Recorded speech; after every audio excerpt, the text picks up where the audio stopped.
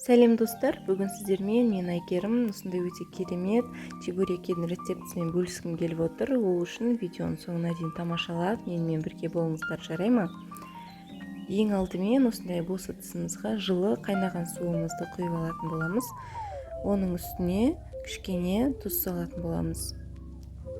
Оның үстіне осындай сұйық майымызды салып, жақсылап тұрып, ұнымызды салып, жұмсақ етіп қамыр илейтін боламыз осындай. Келесі кезек біздің чебуректердің салмасына келеді. Салмасына мен осылай көкпияз салдым. Бізде етті онша ұнатпағандықтан өздеріңізге қажетті салманы сала берсеңіздер болады. Көкпияз немесе творог немесе пюре секілді. Менде көкпиязбен осындай туралған піскен жұмыртқаны салып алдым.